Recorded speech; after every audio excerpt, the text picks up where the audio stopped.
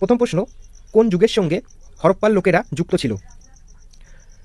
Option অনুযায়ী তোমরা answer করার চেষ্টা করবে। আর এই প্রশ্নের সঠিক অ্যান্সার হবে ব্রোঞ্জ যুগের সঙ্গে হরপ্পার লোকেরা যুক্ত ছিল। 2 নম্বর প্রশ্ন, কে হরপ্পা সভ্যতা আবিষ্কার করেন? অপশান দেখো, Dayaram Sahani, RD. Banerjee, James Prinsep, Vincent Smith. এই প্রশ্নের সঠিক অ্যান্সার দয়ারাম সাহানি হরপ্পা সভ্যতা আবিষ্কার করেছে কত খ্রিস্টাব্দে? 1921 খ্রিস্টাব্দে। এবং এটি কিন্তু পাঞ্জাবের মন্টগোমারি জেলায় ইরাবতী ও রাভি নদীর তীরে আবিষ্কার হয়েছিল। পরবর্তী প্রশ্ন, প্রায় কত বছর আগে সিন্ধু সভ্যতা বা হরপ্পা সভ্যতার উদ্ভব হয়েছিল?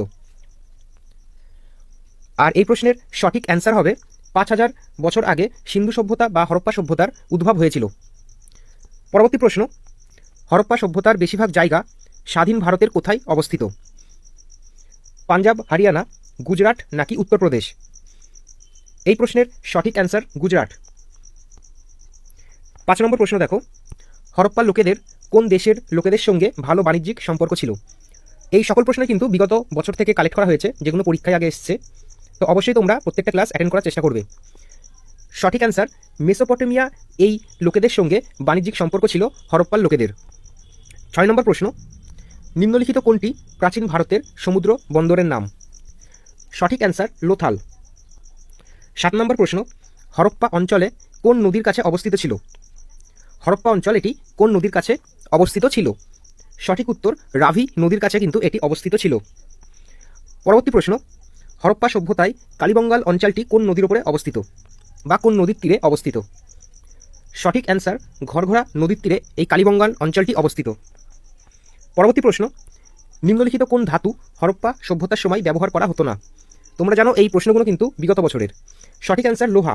লোহা ধাতু কিন্তু হরপ্পা সভ্যতায় ব্যবহার ছিল না।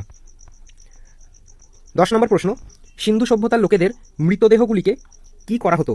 তাদেরকে কি পোড়ানো হতো, নাকি কবর দেওয়া হতো, নাকি নদীতে ফেলে দেওয়া হতো? সঠিক অ্যান্সার প্রত্যেক মৃতদেহকে কবর দেওয়া হতো। পরবর্তী প্রশ্ন, হরপ্পার লোকেরা মৃতদের মাথা কোন দিকে রেখে মৃতদেহগুলিকে কবর দেওয়া হতো? এই প্রশ্নের সঠিক অ্যান্সার উত্তর দিকে। পরবর্তী দেখো 12 নম্বর প্রশ্ন, ধোলাবিরা কোথায় অবস্থিত? আরেকটি গুরুত্বপূর্ণ প্রশ্ন। সঠিক অ্যান্সার এটি গুজরাটে অবস্থিত। নেক্সট, মহেঞ্জোদারো স্থানটি কোথায় অবস্থিত?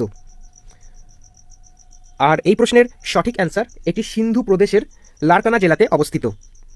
পরবর্তী প্রশ্ন, সিন্ধু ভ্যালির বৃহৎ স্নানাগার এটি পাওয়া গেছে কোথায়? এই প্রশ্নের সঠিক অ্যান্সার এটি মহেঞ্জোদারোতে পাওয়া গেছে। পরবর্তী প্রশ্ন দেখো, মহেঞ্জোদারোতে বৃহৎ স্নানাগারটি গভীর